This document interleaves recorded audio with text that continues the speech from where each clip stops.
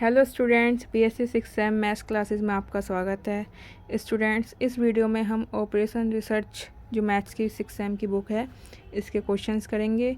इससे पहले वीडियो में हमने इसके सिलेबस के बारे में डिस्कशन किया है, जो कि आप मेरे चैनल पे वीडियो है वो उसमें आप देख सकते हैं इसका सिलेबस।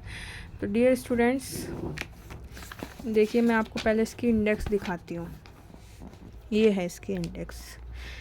स्टूडेंट्स, इसमें जो पहला चैप्टर है मैथमेटिकल वाला वो आप कट कर सकते हैं, क्योंकि इससे कोई क्वेश्चन नहीं आएगा आपके एग्ज़ाम में। अब क्योंकि टाइम भी कम है, 2 महीने बाद CCSU पेपर करा सकती है, तो थोड़ा हमें स्मार्ट वे में पढ़ना पड़ेगा। ठीक है, सिलेबस भी ज़्यादा होता है, 4 बुक हैं आपकी, और फिर आपकी फ़िज़िक्स की भी होंगी 4 बुक। तो स्टूडेंट्स, इसमें जो पहला बुक चैप्टर है ना, इसमें से कोई क्वेश्चन नहीं आएगा, आप इसे काट सकते हैं।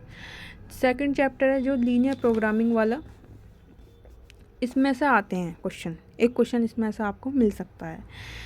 तो अब आपको इतनी नॉलेज तो हो ही चुकी है, जैसे आप पेपर दे के आ चुके हैं कि काफ़ी कम चैप्टर्स में से एग्ज़ाम पेपर बनता है। तो देखिए चैप्टर नंबर 2, आज हम उसके कुछ क्वेश्चंस कराएंगे लीनियर प्रोग्रामिंग प्रॉब्लम के।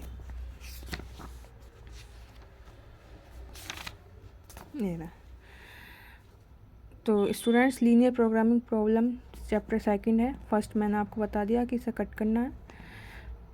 तो फ्रेंड्स, इसमें जो ये चैप्टर है, तो स्टूडेंट्स पूछते हैं कि ये हमें क्यों पढ़ना है। मैथ्स में सबसे ज़्यादा प्रॉब्लम यही आती है कि कोई भी चीज़ हम क्यों पढ़ते हैं। भाई फिज़िक्स में हमें एग्जाम्पल से पता लग जाता है, मैथ्स में जैसे मैट्रिक्स हैं और भी ट्रिग्नोमेट्री है, हमें ढंग से उसका पता नहीं चल पाता कि हम क्यों पढ़ रहे हैं। काफ़ी सारी कैलकुलेशंस रहती हैं उसके अंदर ही।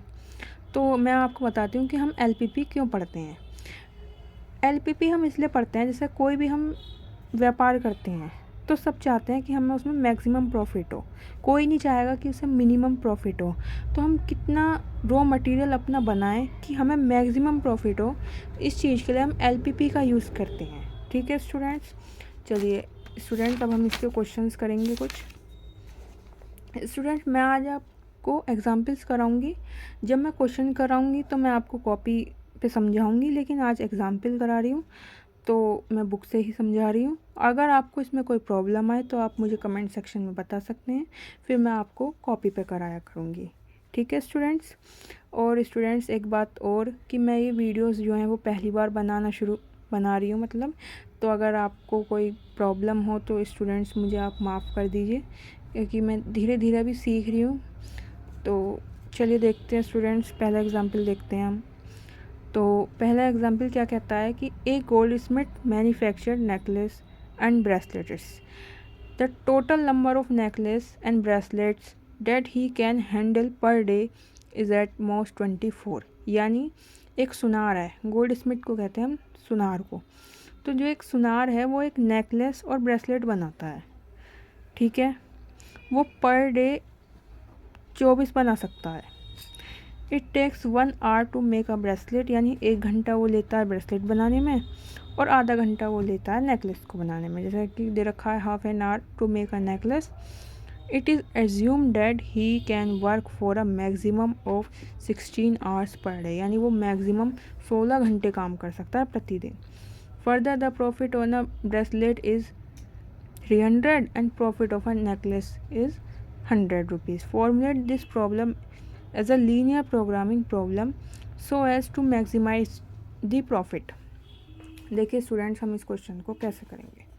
सबसे पहले हम मानेंगे कि suppose the gold Smith manufacture X1 necklaces और X2 ब्रेसलेट पर डे। हमने मान लिया कि जो सुनार है वो पर डे X1 तो नेकलेस बना रहा है और X2 ब्रेसलेट बना रहा है।